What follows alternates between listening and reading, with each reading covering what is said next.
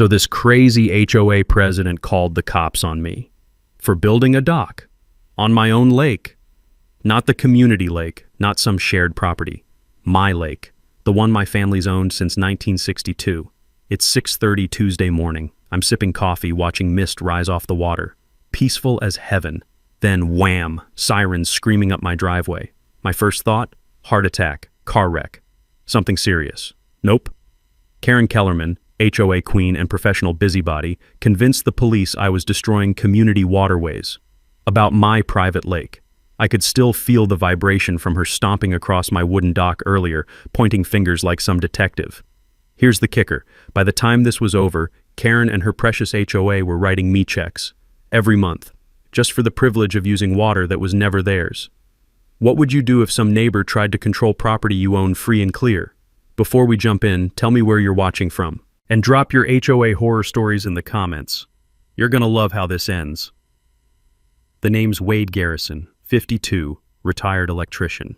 This whole mess started because I wanted to fish in peace. I inherited this slice of heaven from my grandfather back in 2009. 3-bedroom cottage on Lake Serenity's eastern shore. Nothing fancy.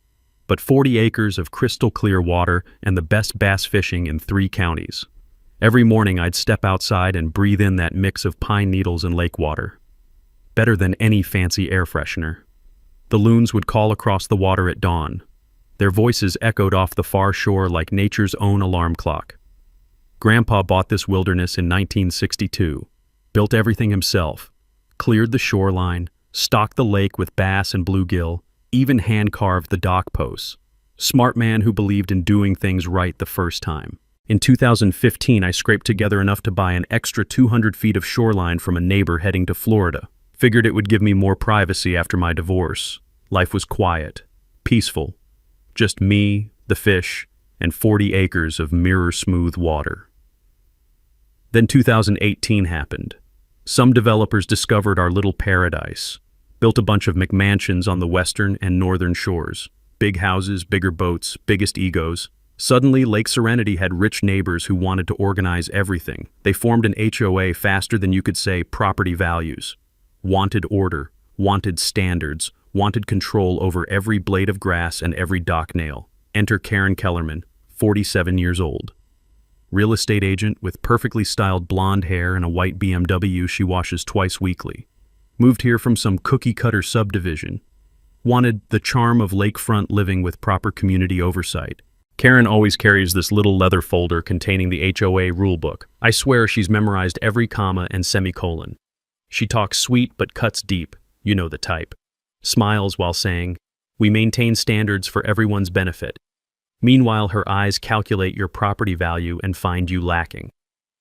I should mention Karen has some interesting opinions about who belongs in upscale communities. She's never said anything directly, but there have been comments, little remarks about certain types and maintaining the right kind of neighborhood character. You get the picture. The trouble started on a Tuesday morning in late spring. I'm down at my dock getting my little aluminum boat ready for some early bass fishing. The wood felt like rough sandpaper under my bare feet. 60 years of weather had worn those planks smooth in some spots, splintery in others. That's when I heard it. Click, click, click. High heels on wooden dock planks. "Excuse me," Karen called out in her fake sweet voice. "You need to remove that unauthorized watercraft immediately." I turned around, coffee mug still warm in my hands. Steam was rising off the surface, mixing with the morning mist. "I'm sorry, what now?" She opened her little leather folder like she was serving a court summons, started reading in this robot voice. According to HOA Regulations Section 4.7, all watercraft must be architecturally approved and meet established community aesthetic standards. She pointed at my grandfather's humble 1960s rowboat like it was roadkill. That is definitely not approved. The morning air carried that earthy scent of cattails and old cedar. Peaceful sounds of water lapping against the shore made this whole conversation feel completely insane. "Karen," I said, setting my coffee down carefully, "I appreciate your concern, but I'm not part of your HOA, never have been. This property's been in my family since before your organization was even a thought." Her smile got tighter. Everyone on this lake follows our rules, period. We're responsible for maintaining property values and community standards for all residents. Not on my property, you're not. That's when Karen's sweet mask slipped completely. Her voice dropped to Arctic temperatures. We'll see about that. She clicked away down my dock, leaving angry tire tracks in my gravel driveway. I thought that was the end of it, like watching someone argue with a stop sign. You want to help, but the sign's gonna win every time. I was about to learn just how wrong I could be. 2 weeks after Karen's little dock visit, I thought we'd reached an understanding. She'd stay on her side of the lake, I'd stay on mine, and we'd both get on with our lives. Then my driveway got blocked. It started innocently enough. Tuesday evening, I'm coming back from the grocery store with a truck full of supplies. As I turn into my driveway, there's a wall of cars. 4 vehicles parked right across the entrance like some kind of roadblock. I sat there for a minute, engine idling, wondering if someone was having a medical emergency. Then I noticed the little HOA signs in each windshield and heard voices drifting from Karen's backyard. Emergency board meeting, apparently. How convenient. I walked over to Karen's property, groceries still sitting in my truck. The smell of citronella candles mixed with evening humidity as I approached their little patio gathering. Karen sat at the head of a folding table like she was chairing the United Nations. "Excuse me," I called out. "Could someone move their car? You're blocking my driveway." Karen looked up from her notes with this innocent expression that would make a Sunday school teacher proud. "Oh, Wade, so sorry. We're discussing community safety protocols. This was the only time everyone could meet." Now, here's something I learned during my 30 years as an electrician. When someone says, "this was the only time," they usually mean, "this was the most inconvenient time for you." It's like how emergency meetings always happen right when you need to get somewhere important. "No problem," I said, forcing a smile. "Just need to get my groceries in before the ice cream melts." 20 minutes later, they were still discussing protocols. My ice cream was soup and my patience was running thin. But watching Karen orchestrate this little power play gave me an idea. If she wanted to play games, maybe it was time I learned the rules. That night, I started digging through the paperwork my grandfather had left me. Dusty boxes in the basement, filled with contracts and surveys and legal documents I'd never bothered to read. Boring stuff, mostly. Until I found something that made my heart skip a beat. Turns out my property lines don't stop at the water's edge. They extend 50 feet into the lake itself. My grandfather had been smarter than I realized when he bought this place. I remembered him mentioning something years ago about water rights, but I'd never understood what he meant. The more I researched, the more interesting it got. The HOA had never filed any official claims for their lake access. They were basically operating on good faith and assumptions. And according to their own precious bylaws, the ones Karen quoted like scripture, any new water regulations required unanimous consent from all lake property owners. Since nobody had ever asked me to consent to anything, technically their whole system was built on shaky legal ground. It was like discovering your neighbor had been using your electricity for 3 years without asking. I spent the next morning installing security cameras along my shoreline. Nothing fancy, just basic units pointing toward the water. If Karen wanted to document everything I did, fair was fair. The cameras paid for themselves on day 1. I caught 3 HOA members, including Karen, walking along my shoreline with measuring tapes and notebooks, taking pictures, making notes, acting like they owned the place. I could have called the cops right then. Trespassing is trespassing. But sometimes you let people dig their own holes a little deeper before you hand them the shovel. Instead, I put up private property signs every 20 feet along my shore, bright yellow, impossible to miss. The sound of my hammer echoing across the water felt oddly satisfying. Karen's response was swift and predictable. Another call to the county claiming I was creating unnecessary tension and disrupting community harmony. The county official, clearly tired of Karen's repeat performances, basically told her to work it out like an adult. You could hear his patience evaporating through the phone. That's when I knew Karen had run out of official channels. No more cops, no more inspectors. No more bureaucratic backup. She was going to have to get creative. And boy, did she ever. I started seeing her white BMW cruising past my property twice a day. She'd pull over, take photos from the road, always careful to stay legal. But the real tell was when I spotted her floating offshore in a kayak, pointing a professional camera at my dock like some kind of lake paparazzi. Something big was coming. I could feel it in the humid air, the way you sense a thunderstorm building on the horizon. Karen's big plan revealed itself the following weekend in the most obnoxious way possible. Saturday morning, 6:30 sharp. I'm out on my dock with my coffee, watching the mist rise off the water like I'd done 1,000 times before. Perfect fishing weather, the kind of morning that makes you grateful to be alive. Then I heard them coming. Boat engines. Multiple boat engines. Getting louder. Around the bend came what looked like a miniature naval fleet. 5 boats, all flying little HOA flags circling my shoreline in synchronized formation. Karen led the parade in a gleaming white speedboat that probably cost more than my annual pension. Water Safety Patrol, she announced through a battery-powered megaphone that could wake the dead, ensuring proper boating protocols and community standards. I nearly choked on my coffee. These people were actually patrolling my water, acting like they were the Coast Guard. Honestly, it looked like a confused Navy SEAL team practicing formations around a guy just trying to catch bass. The absurdity was so thick you could fish with it. Every 15 minutes, they'd circle back past my dock. Karen would slow down, point that megaphone in my direction, and announce something about monitoring compliance with established waterway standards. The other boats followed her like ducklings, their wakes rocking my grandfather's old dock with unnecessary force. But watching their little water circus gave me an idea. All that research I'd been doing wasn't just about property lines. I'd stumbled across something interesting about navigation laws while reading through my grandfather's old files late one evening. Turns out there's this thing called no-wake zones. Makes perfect sense when you think about it. Boats speeding past fishing areas create dangerous wakes that can damage docks or hurt people. Property owners can actually petition the state to establish safety zones around private structures. My grandfather had mentioned it once, saying he'd considered it but never got around to the paperwork. While Karen's patrol was busy circling like sharks smelling blood, I was quietly filling out DNR paperwork on my kitchen table. Request for a 100-foot no-wake zone around my dock. Completely legal, completely reasonable, and something that would turn Karen's dramatic boat parade into the world's most boring slow-motion crawl.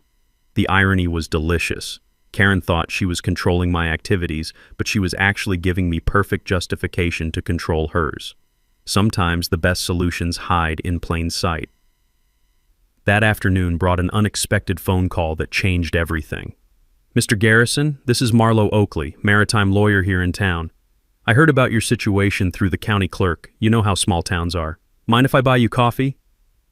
When a lawyer offers to buy you coffee instead of billing you $300 an hour, you pay attention.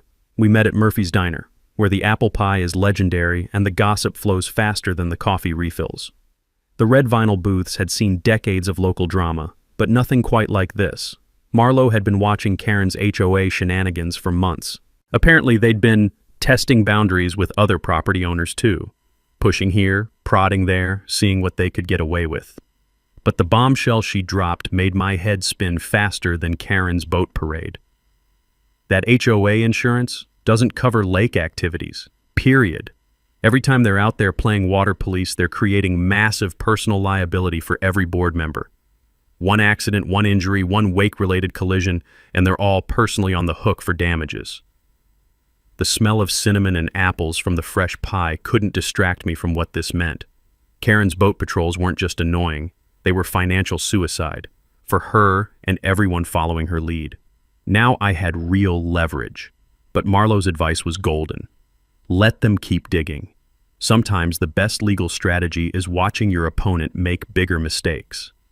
So I stayed quiet and kept my cameras rolling. Every boat circle, every megaphone announcement, every time they violated basic boating safety near my dock, my evidence folder was getting fatter than Murphy's pie slices.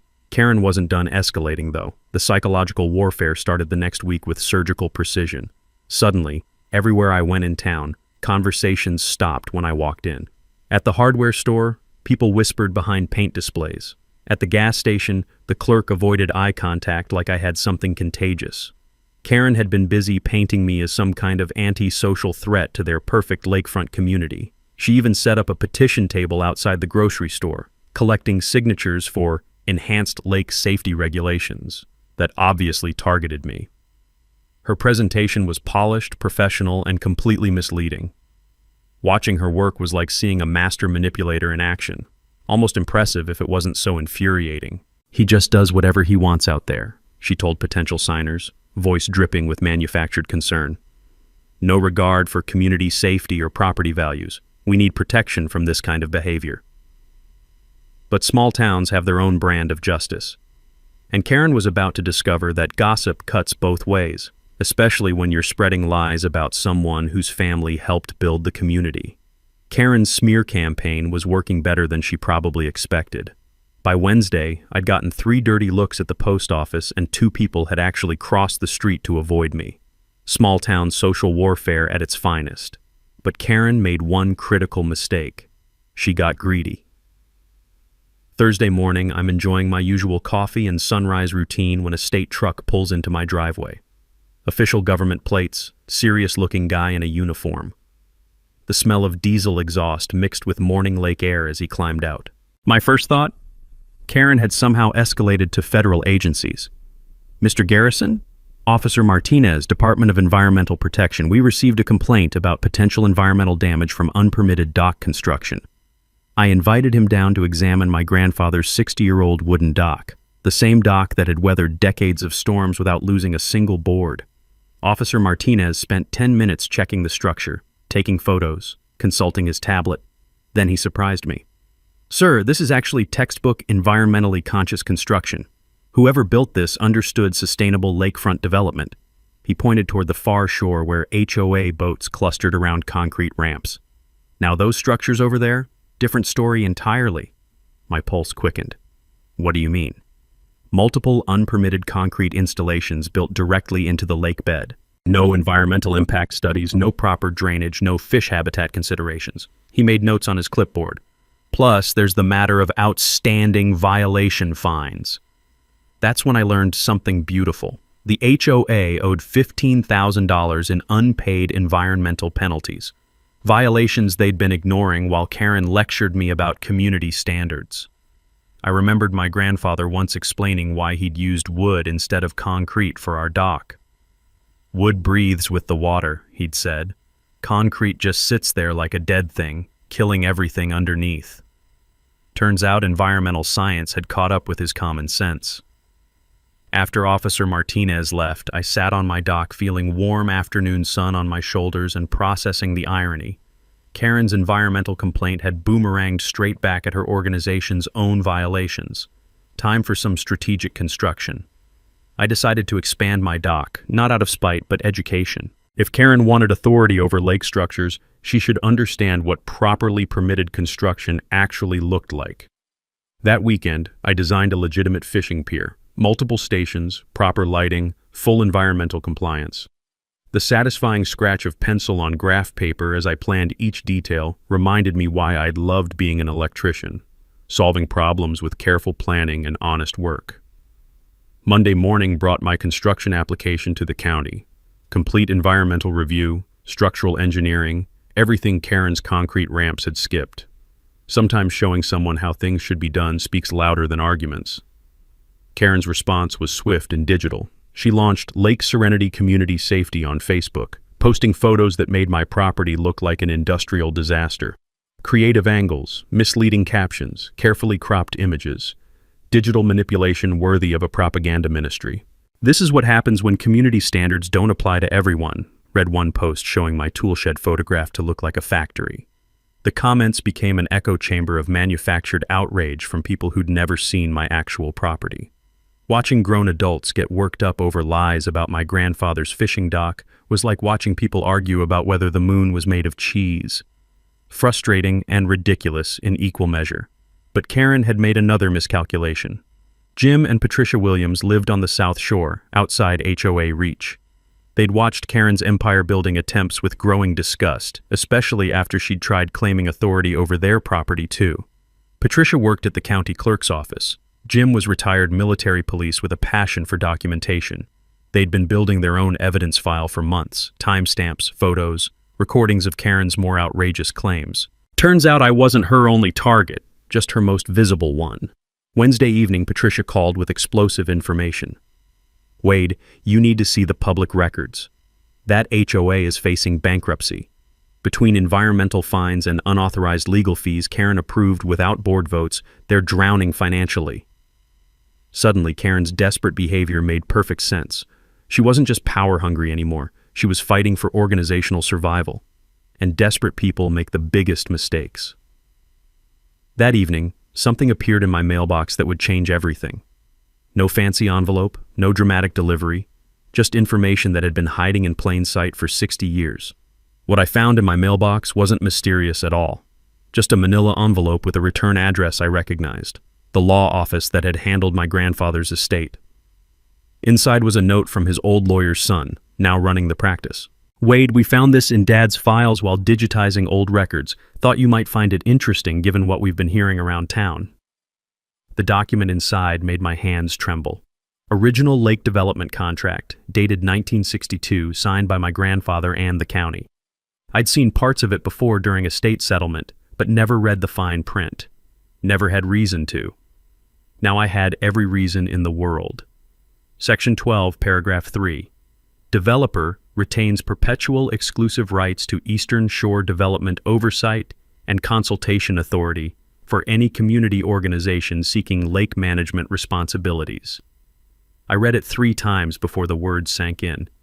My grandfather hadn't just bought lakefront property. He'd retained legal oversight authority for anyone wanting to manage lake activities. The musty smell of old paper mixed with fresh lake breeze as I sat on my porch processing the implications. Section 15 was even better. Any community organization assuming lake management duties shall compensate the original developer family at fair market rates for consultation and cooperation services, calculated monthly based on scope of management activities undertaken. My coffee went cold as reality hit. The HOA hadn't just been operating without permission for 3 years. They legally owed me money for every single lake management activity they'd performed. It was like discovering your annoying neighbor had been stealing your electricity while complaining about your lawn care. The next morning, I drove straight to Marlo Oakley's office. The familiar smell of fresh legal briefs and industrial-strength coffee filled the waiting room as I clutched my grandfather's contract like a winning lottery ticket. Marlo's reaction was worth the drive. "Holy hell, Wade, this is ironclad." She spread the contract across her mahogany desk, studying each clause with the intensity of a jeweler examining diamonds.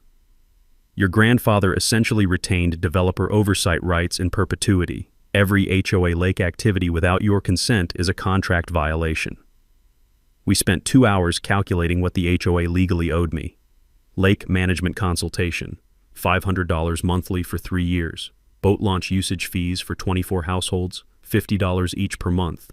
Environmental oversight for their unpermitted construction, $200 monthly. Total retroactive compensation, $28,800. But the real power wasn't in past fees. It was in future control. You don't just own your shoreline, Wade. You have legal authority over anyone wanting to manage lake activities. They need your permission, and they need to pay fair compensation. Marlo tapped the contract with her pen. In property law, original development contracts create binding obligations that transfer with ownership. They're nearly impossible to overturn. The takeaway was crystal clear. Always research original development contracts before assuming HOA authority extends beyond their actual legal boundaries. I sat back in Marlo's leather chair, watching dust motes dance in afternoon sunlight streaming through her window. 3 months ago, I'd been a retired electrician who just wanted to fish in peace. Now I held legal authority over the very organization that had been harassing me. The irony was so perfect it almost hurt. That evening, I drove to my grandfather's grave at Sunset Memorial. The granite headstone felt cool and smooth under my palm as I told him what his foresight had accomplished. He'd protected our family's interests 60 years into the future, probably knowing that someday developers would try to claim authority over what he'd built. "You always were 10 steps ahead, Grandpa," I whispered into the evening air, thick with honeysuckle and approaching rain. "Thanks for looking out for us." But as satisfying as this discovery was, I knew timing would be everything. Reveal too early, and Karen might find legal loopholes. Wait too long, and the financially struggling HOA might declare bankruptcy, making recovery impossible. The perfect opportunity was approaching. Karen had scheduled another emergency community meeting for the following weekend, promoting it on Facebook as a chance to address the ongoing property dispute threatening our community. She planned to present compelling evidence of my anti-community behavior and demand decisive action to protect property values. What Karen didn't know was that I'd be bringing my own evidence. evidence that would transform me from community threat to community authority figure in about 5 minutes. Time to let Karen dig just a little bit deeper before I buried her arguments completely. The next morning, I met Marlo at her office to plan what she called Operation Legal Reality Check. She'd outlined a 3-phase strategy on her whiteboard like we were planning the D-Day invasion of Karen's delusions. Phase 1, formal notice with compensation demand. Phase 2, cease and desist for unauthorized activities. Phase 3, public revelation at her own meeting. The smell of dry erase markers mixed with coffee as we worked through details. Marlo explained something I'd never considered. In contract disputes, you always document violations before demanding payment. It's like taking photos of car damage before calling insurance. Protects you legally and strengthens your negotiating position if things escalate to court. We calculated every penny the HOA owed me. Lake management consultation, $500 monthly for 36 months. Boat launch fees, $50 per household times 24 families times 3 years. Environmental oversight for their unpermitted concrete disasters, $200 monthly. Total legitimate compensation, $28,800. The beauty is, these aren't revenge penalties, Marlo said, organizing our paperwork into military-precise stacks. These are fair market rates for services they've been receiving free, like discovering your neighbor's been using your Wi-Fi for 3 years while complaining about your hedge height. While Marlo drafted legal documents with surgical precision, I started my own quiet campaign. Not Karen's dramatic Facebook theater, but actual conversations with real neighbors who'd been watching this circus unfold from their front row seats. Tuesday evening brought coffee and homemade cookies with Jim and Patricia Williams. Their kitchen smelled like vanilla and common sense as Patricia opened her evidence folder, a thick binder that would make any prosecutor proud. Karen tried claiming authority over our property too, Patricia said, showing me photos of their perfectly normal garden shed. Said it didn't meet community standards, even though we're clearly outside HOA boundaries. Woman actually measured our property line with a tape measure like she was surveying for NASA. Jim's military background showed in his documentation. Timestamps, photographs, detailed notes written in neat block letters. 30 years in MP taught me to keep records, he said. Never know when you'll need evidence, and Karen's been testing boundaries all around this lake. Turns out 3 other families had similar grandfather clauses buried in their original deeds. Karen's HOA had been operating on pure assumption for years, never bothering to research the actual legal framework they claimed to enforce. It was like watching someone direct traffic without checking if they actually worked for the city. Wednesday brought my ace ally, marina owner Frank Rodriguez. His dock office overlooked the entire lake, and he'd watched Karen's empire-building attempts with professional amusement mixed with growing irritation. She's been telling my customers they need HOA approval to use my boat ramp, Frank said, laughing while showing me his permits folder. Problem is, my marina predates her HOA by 15 years. I've got environmental clearances they only dream about. Frank's records revealed something delicious. The HOA owed him over $3,000 in unpaid usage fees. Karen had been authorizing members to use his private facilities while refusing to pay established rates, apparently believing that HOA membership granted universal lake access. I've been patient because I like keeping peace, Frank said, straightening his already organized files. But if you're taking legal action, count me in. Time these folks learned how property rights actually work in the real world. Meanwhile, I continued building my dock extension. Each morning, the rhythmic hammering echoed across still water like a woodpecker with a law degree. The sound seemed to say, "This is how you do things legally." The visual contrast was perfect. Me working on properly permitted construction while their concrete ramps violated multiple environmental regulations. Sometimes the best arguments don't need words. They just need obvious examples of right versus wrong. Thursday evening, Marlo called with our legal arsenal complete. 20 pages of documentation that transforms your grandfather's simple contract into comprehensive property rights assertion. Professional, reasonable, and designed to show we're enforcing legitimate obligations, not seeking petty revenge. The timing was surgical. We'll serve papers right before the community meeting. Gives Karen just enough time to panic and make mistakes, but not enough to organize coherent resistance or find legal loopholes. Friday night, I sat on my completed dock, watching sunset paint the lake in shades of gold and orange. The new planks felt solid under my bare feet, worn smooth by decades of honest work, and professional fishing stations would accommodate multiple neighbors comfortably.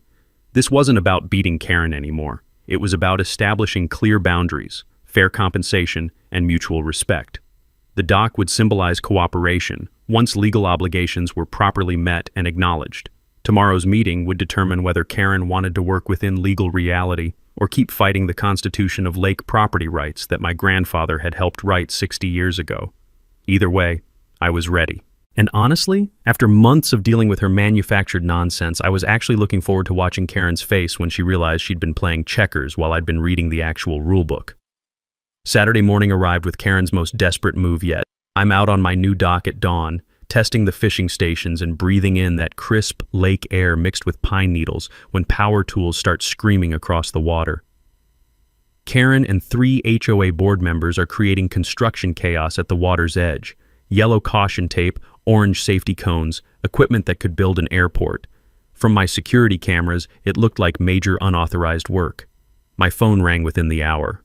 Mr. Garrison, this is Inspector Williams from County Building. We've received reports of unpermitted construction on your property. I need to verify compliance immediately. I almost choked on my coffee. Inspector Williams, I have all my permits right here. Filed everything properly months ago. Want me to email copies?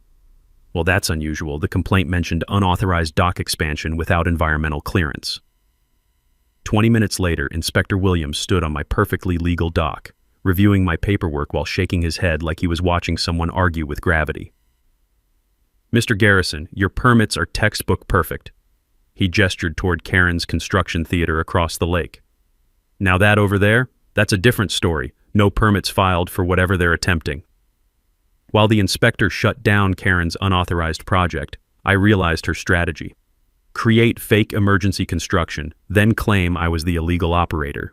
It was like trying to frame someone for speeding by breaking the speed limit yourself, but Karen's desperation was just warming up. Tuesday brought a knock from someone in an expensive suit who looked miserable. Nervous smile, briefcase that cost more than my truck, and the demeanor of a man who hadn't been told the whole truth. Mr. Garrison, Attorney Mitchell Stevens, representing Lake Serenity HOA. My clients want to discuss a mutually beneficial arrangement regarding your recent concerns. Karen had hired legal muscle. With what money, considering their financial troubles, I had no idea. But apparently, intimidation through expensive lawyers was her next play. Ms. Kellerman authorized me to offer $2,000 to relocate your dock to a less prominent position. This would restore community harmony and protect property values. I pulled out my phone and hit record, something I'd learned was perfectly legal in our state as long as one party consents. Always document when lawyers make offers, because memories get fuzzy but recordings don't lie.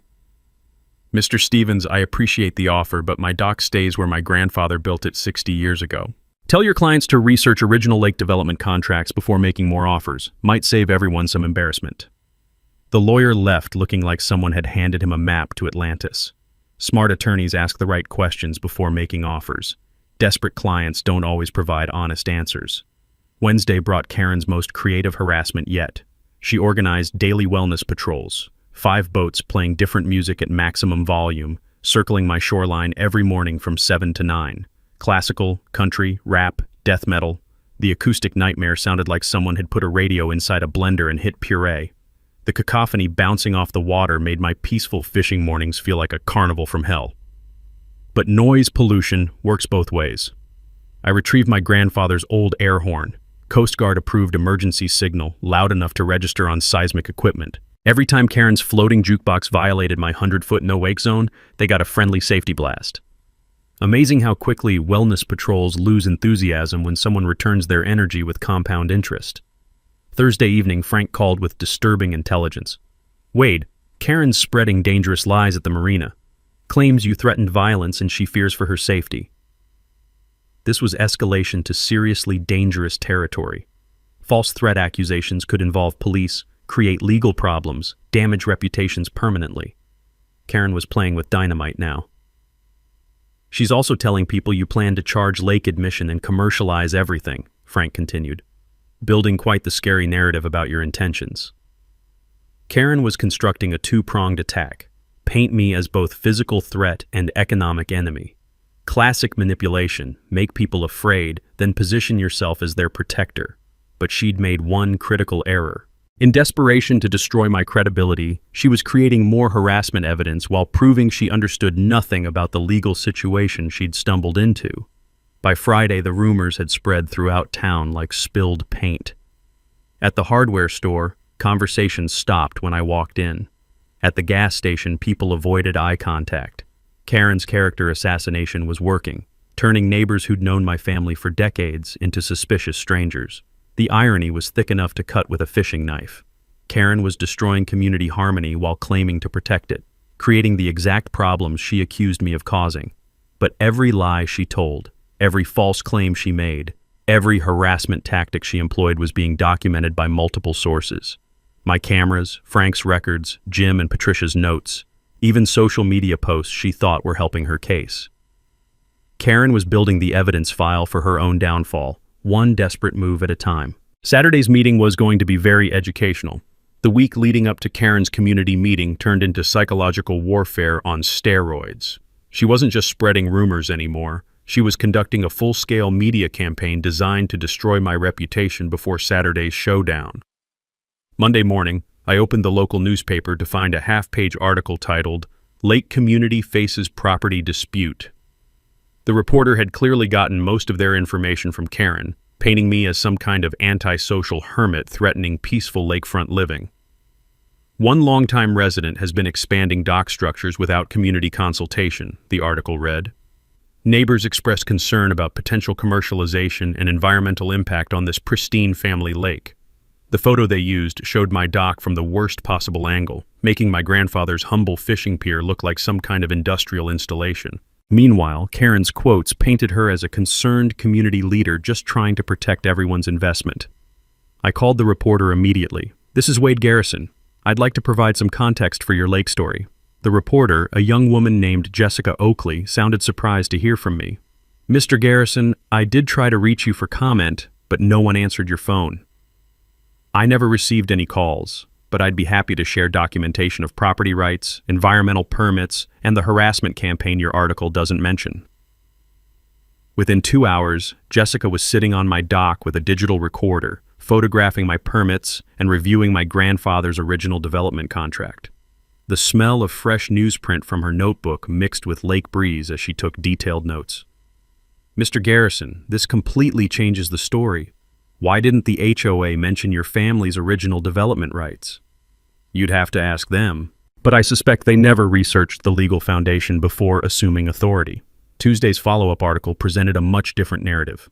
"Lake property rights traced to original 1962 development contract," read the new headline. Jessica had done her homework, interviewing county officials and reviewing public records, but Karen's response was swift and vicious. She organized what she called a community safety forum at the fire station, complete with printed flyers about protecting our lake from commercial exploitation. I didn't attend, but Jim Williams did. He called afterward with a full report that made my blood boil. "Wade, that woman stood up there and basically accused you of being a dangerous threat to community safety, said you've been making threatening gestures and that families are afraid to let their children near the water." The lies were getting more elaborate and more dangerous. Karen was systematically poisoning community sentiment while positioning Saturday's meeting as some kind of intervention to protect innocent families from my imaginary threats. Wednesday brought Karen's most calculated move yet. She contacted my insurance company claiming my dock expansion created liability risks for neighboring properties. Apparently, she'd researched enough to know that insurance investigations could create serious financial problems. The insurance adjuster, a pleasant woman named Maria Santos, arrived Thursday morning to inspect my property. The sound of her heels clicking on my dock planks echoed across the water as she examined every joint and support beam. "Mr. Garrison, I have to say, this is some of the finest dock construction I've seen. Your permits are in perfect order, and the environmental compliance is exemplary." She photographed the structure from multiple angles. Whoever filed the complaint clearly doesn't understand maritime construction standards. Maria's report would actually strengthen my position, but Karen's strategy was becoming clear. She was trying to create so many bureaucratic problems that I'd eventually surrender just to make the harassment stop. Thursday evening brought the most disturbing development yet. Patricia Williams called with urgent information from her county clerk connections. Wade, Karen's been researching your personal finances through public records, property taxes, business licenses, anything she can access legally. She's building some kind of comprehensive file on you. This was stalking behavior disguised as community research. Karen was crossing lines that transformed neighborhood disputes into personal harassment campaigns. The fact that she was using public records made it legal, but no less invasive or threatening. Friday morning, I discovered Karen had created a second Facebook group called Lake Serenity Truth Forum. This one was private, invitation only, and dedicated entirely to sharing evidence of my anti-community behavior. Screenshots from Jim's military contacts showed posts featuring photos of my property taken with telephoto lenses, detailed analyses of my daily routines, and speculation about my real motives for dock expansion. It was like reading a conspiracy theory forum dedicated to my fishing habits. The group had 43 members, including several local business owners and 3 city council members. Karen had been more effective at community organizing than I'd realized, but she'd also created a digital paper trail of harassment that would be invaluable evidence if the situation required legal intervention. Every screenshot, every post, every member list was being documented by allies who understood the importance of evidence. Saturday morning was going to be interesting. Karen had successfully painted me as a community threat, but she'd also given me everything I needed to prove her harassment campaign violated both legal and ethical boundaries. Time to see which narrative would survive contact with actual facts. Saturday arrived with the kind of crisp autumn air that makes you grateful to be alive. I pulled into the community center parking lot at exactly 7 o'clock, carrying a leather briefcase that contained enough legal documentation to change everything. The place was packed. 50-plus people filled every folding chair, with more standing along the walls. I recognized faces from around town, some friendly, some neutral, some openly hostile thanks to Karen's week-long propaganda campaign. Karen had set up a presentation area complete with a projector, easel, and what looked like a courtroom's worth of evidence boards. She wore her best business suit and carried herself like a prosecutor about to deliver a closing argument that would send someone to prison. The smell of burnt coffee and nervous energy filled the room as people whispered and pointed in my direction. I found a seat in the back, nodding politely to neighbors who bothered making eye contact. "Good evening, everyone," Karen began, her voice carrying that perfect blend of authority and concern she'd perfected. "Thank you for attending this emergency meeting about the property situation threatening our community." She clicked to her first slide, a photo of my dock taken from an angle that made it look massive and industrial. Murmurs rippled through the crowd. For months, one individual has been expanding structures, ignoring community standards, and creating potential liability for all of us. Karen's voice rose with practiced indignation. "Tonight, we need to decide how to protect our families and property values." And she spent 15 minutes building her case. Photos, complaints, manufactured evidence of my anti-community behavior. The presentation was polished, professional, and completely misleading. Watching her work was like seeing a master manipulator at peak performance. "This individual refuses to cooperate with reasonable requests," Karen continued, gesturing dramatically toward my section. "He's threatened board members, violated environmental standards, and shows complete disregard for community harmony."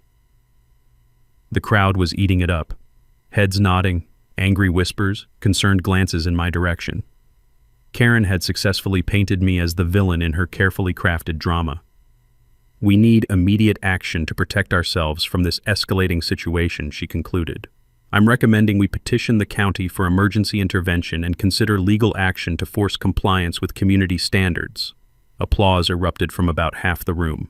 Karen smiled triumphantly, clearly believing she'd won decisively. That's when I stood up. "Excuse me, Karen, mind if I respond to some of those allegations?" The room went dead silent. Karen's confident smile flickered like a candle in wind. "Of course, Wade, though I think the evidence speaks for itself." I walked to the front, opened my briefcase, and pulled out the document that would change everything. The original 1962 lake development contract, highlighted and tabbed for easy reference. Folks, before we talk about community standards and legal action, maybe we should discuss actual legal authority. I held up the contract. This is the original lake development agreement signed by my grandfather and the county 60 years ago. I read Section 12, Paragraph 3 slowly and clearly. Developer retains perpetual exclusive rights to Eastern Shore Development Oversight and Consultation Authority for any community organization seeking lake management responsibilities. The room's energy shifted like air pressure before a thunderstorm, people leaning forward, confused murmurs, Karen's face going pale. What this means, I continued, is that any organization wanting to manage lake activities needs my family's permission and compensation. Permission that was never requested, compensation that's never been paid. I pulled out Marlowe's calculations. According to fair market rates, the HOA owes my family $28,800 in retroactive consultation fees for 3 years of unauthorized lake management. Karen tried to interrupt. That's ridiculous. That contract can't possibly... It's been verified by maritime lawyers and county officials, I said calmly. But here's the interesting part. I'm not interested in bankrupting anyone or destroying the community. I looked around the room, making eye contact with as many people as possible. I'm proposing a simple solution. The HOA pays a reduced settlement fee, gains formal access rights under fair usage agreements, and we all work together on legitimate community improvements. A man in the front row raised his hand. What about all these allegations of threats and anti-community behavior? I pulled out my phone, connected it to Karen's projector, and started playing security footage. This is every interaction I've had with HOA board members. You can judge for yourselves who's been threatening whom. The videos showed Karen trespassing on my property, her boat patrols harassing my fishing, board members measuring my shoreline without permission. The evidence was overwhelming and undeniable. Karen's carefully constructed narrative crumbled in real time. People started looking at her with suspicion instead of sympathy. The truth is, I said, I never wanted conflict. I just wanted to fish in peace on my family's lake.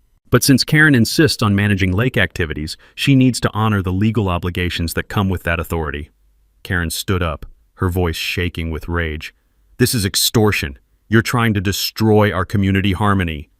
No, Karen. I'm trying to restore it, based on honest communication, legal compliance, and mutual respect.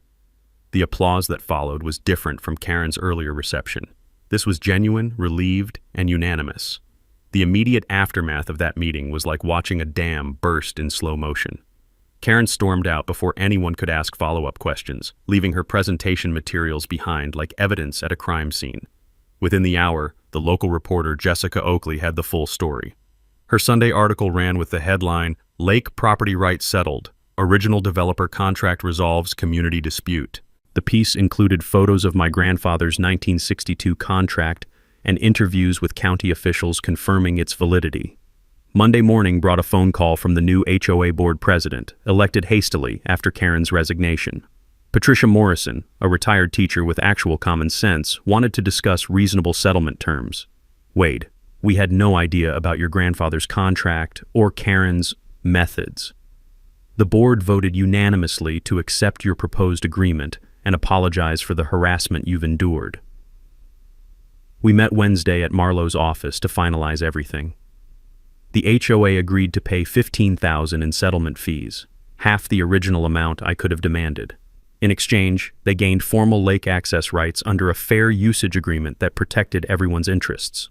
More importantly, they established new bylaws requiring legal review before any property disputes and mandatory disclosure of existing contracts or easements. The community had learned an expensive lesson about research before action.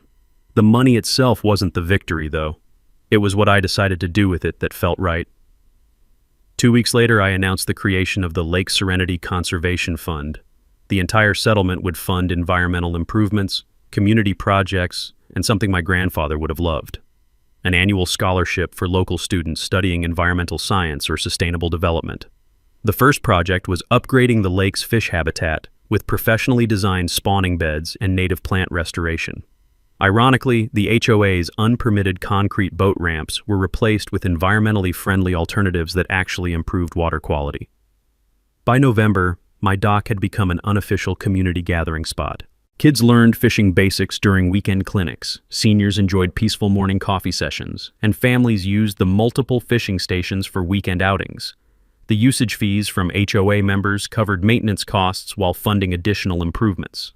Frank Rodriguez expanded his marina services, working with the new HOA leadership to create proper boat launch facilities that met all environmental standards. The cooperative atmosphere attracted more families to the lake, actually increasing property values despite Karen's dire predictions. Jim and Patricia Williams organized the first annual Lake Serenity Community Festival, featuring local food vendors, live music, and educational booths about lake conservation.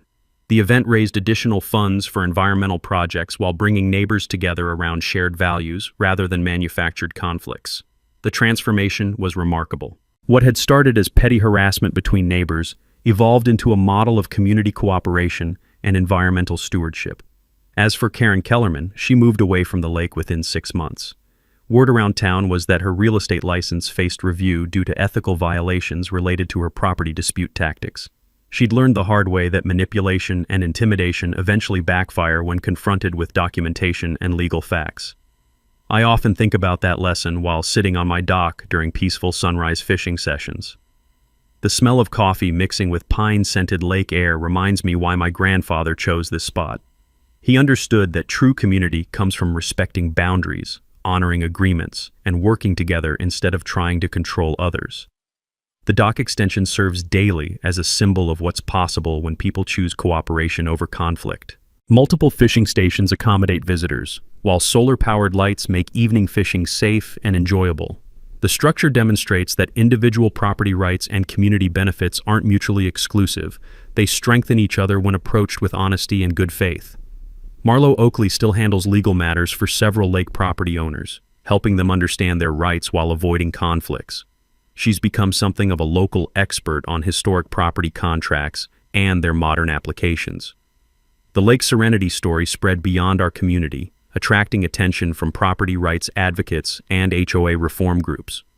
We've had visitors from other states wanting to understand how legal research and patient documentation can resolve disputes that seemed impossible to settle. Looking back, I'm grateful for Karen's harassment campaign. Without her overreach, I never would have discovered my grandfather's foresight or understood the legal protections he'd built into our property rights. Her attempts to steal authority over what wasn't hers ultimately strengthened community bonds and established frameworks for future cooperation. Every morning as I watch the sun rise over water my family has protected for 60 years, I remember that the best revenge isn't getting even. It's building something better than what existed before. So here's my message to anyone dealing with HOA nightmares or property disputes.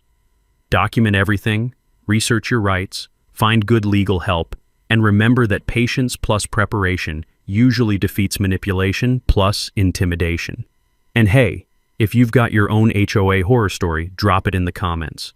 You never know who might learn something that helps them stand up for their rights. Don't forget to subscribe for more stories about turning conflict into community benefit, because sometimes the best victories are the ones that make everyone's lives better in the end. Thanks for hanging out with us on HOA Stories, where the HOA Karens meet their match. If this story had you cheering or cringing, go ahead and like the video, drop a comment with your reaction, and hit subscribe so you're ready for the next wild HOA tale.